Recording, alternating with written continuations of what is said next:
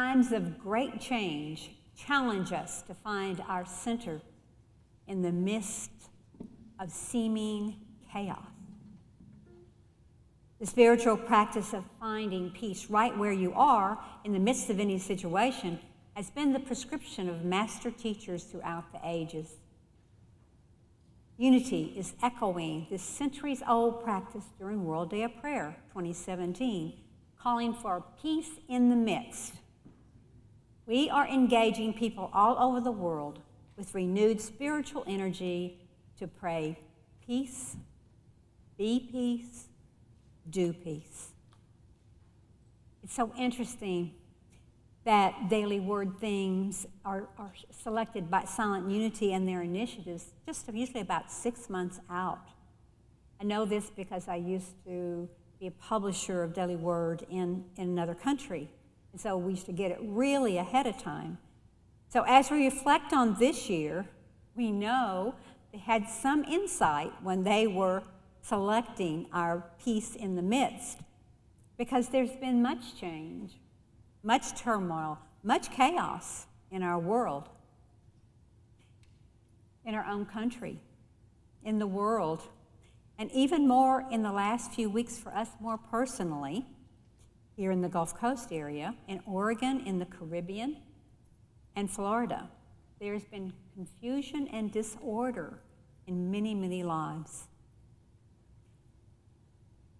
Many here in our community have experienced flooding of their homes. So I want to ask those that have experienced flooding to come up front so that we can bless you. Could you just come right up here if you've experienced flooding in your home?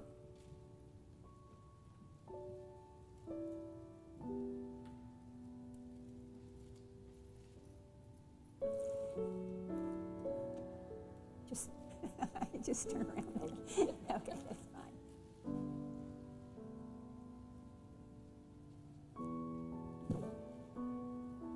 And so, my friends, let us send them a special blessing.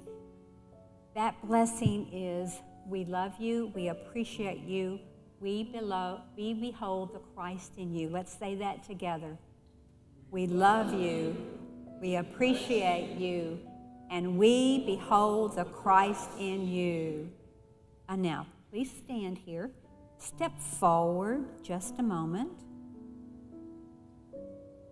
Now, I want to ask any of you who have done some heavy lifting or some sheetrock stuff to come up here and stand behind them.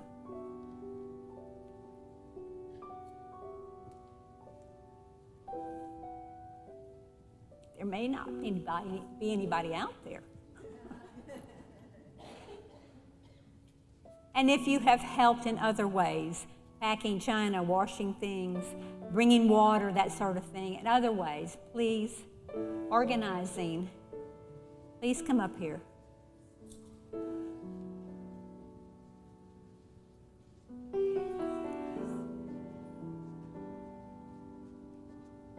Wow.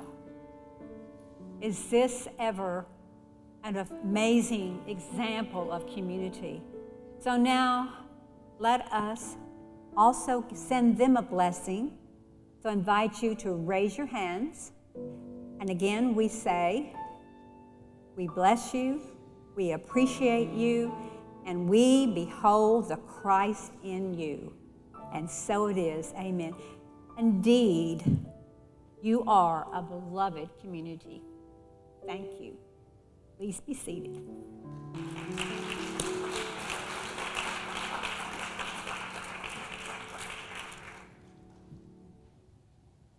I am absolutely, totally blind. I'm not surprised. It's just like, wow, confirmation. Wow.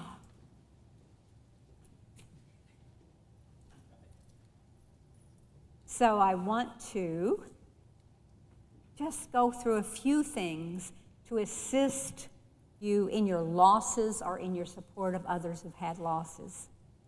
I first want to say, honor yourself by grieving your losses, those in the present. Just have your feelings. have your emotions. And know that your sadness will likely be on the same scale as the love and caring for that which you have lost. So if you have an experience of deep, heavy sadness and it comes and goes, whatever it is, just be patient with yourself and be aware. Just be aware. And as I was going through this, because we had some losses too, one of the things, not just the stuff, that some of the other things was to grieve is the loss of the plans, the dreams, the vision of what was going to be next with whatever it was that was lost. So there's this experience of releasing that too. So honor yourself. Honor yourself by feeling your feelings. They are your human part. It's nothing about you being attached. It's about how we live in the world, how we surround ourselves with things that comfort us and bring us pleasure and joy. So honor yourself. This is really important. And even in this process of things that you cannot control, you want to be aware of what Richard Rohr says, that suffering is simply whenever you're not in control. So this is the opportunity, at the same time that we are releasing as best we can, surrendering into the unknown. Let us not doubt in the darkness what God has shown us in the light. It's there. Let's not forget. And this surrender is surrendering into God's will, not like it was visited upon you, but God's will and what's highest and best as you move through this and heal. Following God's will is not a matter of unveiling.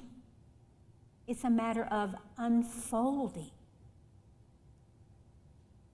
We trust that the one, the infinite presence, who knows likely the faraway future, reveals each step as it is needed, one step at a time. And it's hard to trust this, but it takes trusting beyond your knowing. What I know is from challenging experience that God moves through us in trials and troubles, and often in ways, grand ways, that we have never even thought of. In Psalms, there's a beautiful passage. It says, speaking to God, of course, "You made a way through the sea and passed through deep waters, but your footprints were not seen."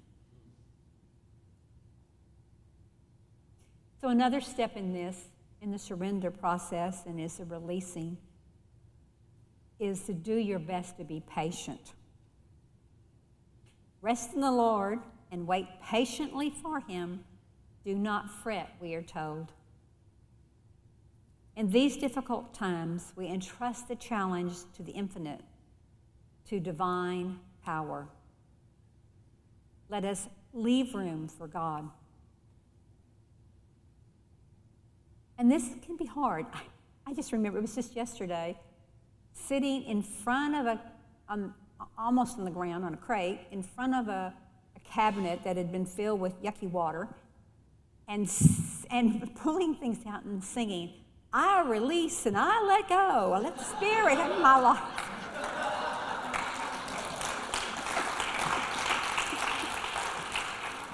And that was my theme. So it's really aware that that what I've noticed is in my experience is the divine guidance often comes just one step at a time. It's not like I have I'm the person who says, okay, there's the goal. Here we go. Here's the planning. Call this one, do this one. That's my usual way. Well, right now, it is one step at a time and one day at a time, actually. I know I'm action-oriented, but I am learning this. But what I also know, and ask you this question, I have witnessed, and you have likely witnessed, right outcomes of challenging things in the past. Things that worked out so amazingly that you went, wow. So we can trust and know that God has you. He's carried you this far and is not going to drop you now. So when I am overwhelmed, I usually say, okay, how do we get out of this mess? What can we handle? Let's get to it. Go right here, you know? Well, if you were here last week, you had the opportunity to learn from Jean Marie the heart math technique. And it is very, very powerful. The heart math technique is that you take a breath, you bring your attention to your heart space, and breathe through there. And in that place, you experience your gratitude. Oh, yeah, you put your hand in your chest. That's a part that I didn't learn when I learned it some years back. You put your hand here on your heart, and you go to your gratitude. Just go to that place where joy is prevalent. I usually remember a time when one of my grandsons was in front of the Children's Museum on one of the fountains in this yellow little raincoat, and he was dancing like this.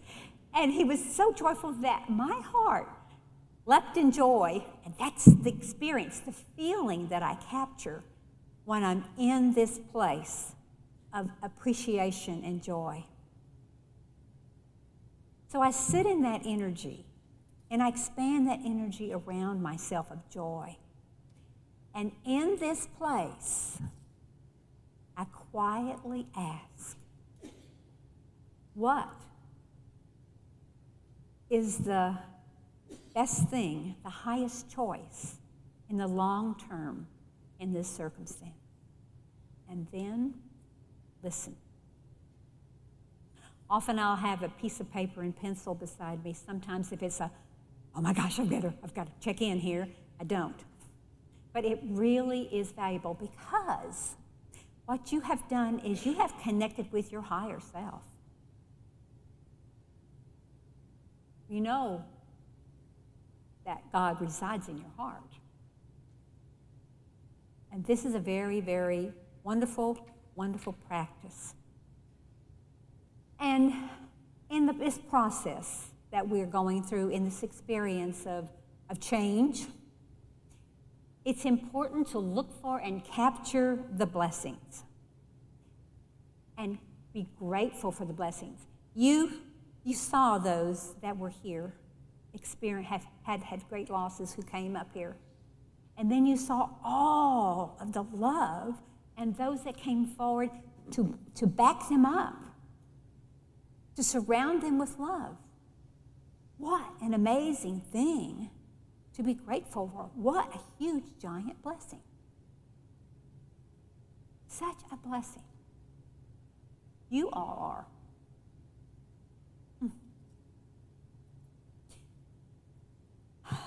So we are affirming peace in the midst. And there is this wonderful video that Silent Unity prepared for us. So we're going to watch that video right now. Surprising, that person back there.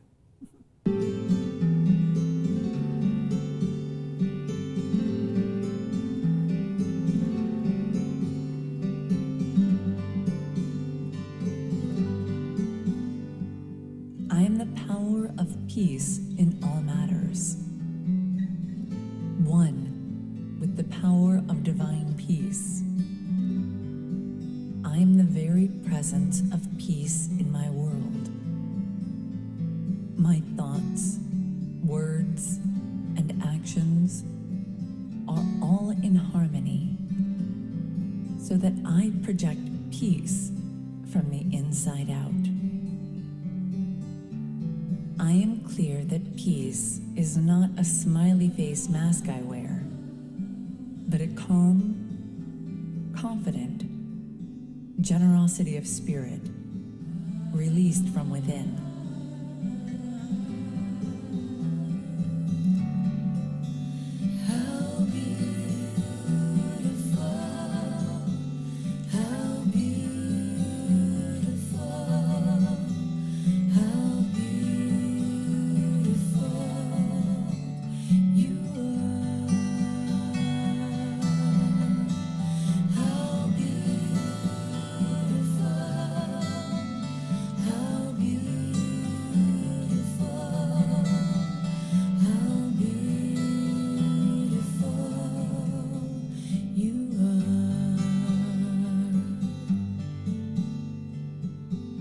As day follows night, peaceful action flows from my peace of mind.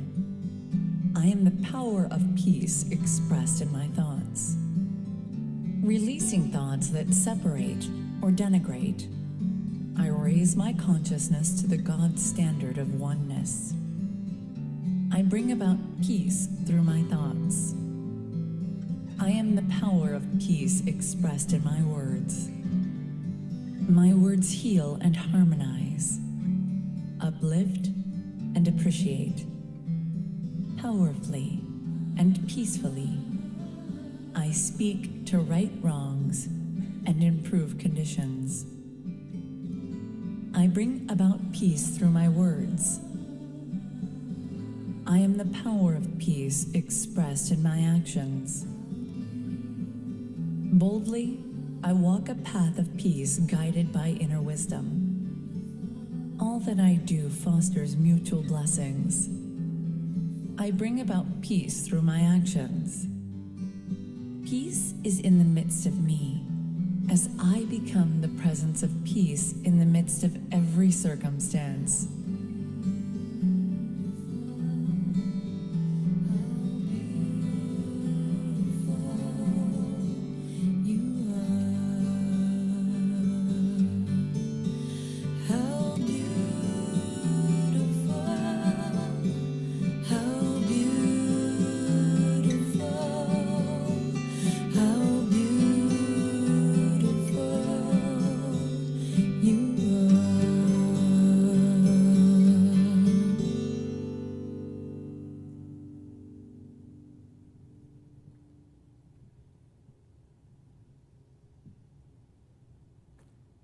Wow. We're so blessed. So I just want to review and offer abound peace. First, pray peace. Our wonderful co-founder of Unity, Charles Fillmore, said, any method that will hush the external thought clamor will achieve unity with the inner peace. Be peace. Albert Einstein said, peace cannot be kept by force. It can only be achieved by understanding. And our wonderful Desmond Tutu, he was talking about doing peace. Do your little bit of good where you are. It's those little bits of good put together that overwhelm the world. So let us conclude this by affirming together, I am peace in the midst of all matter. Together, I am peace in the midst of all matters. Amen.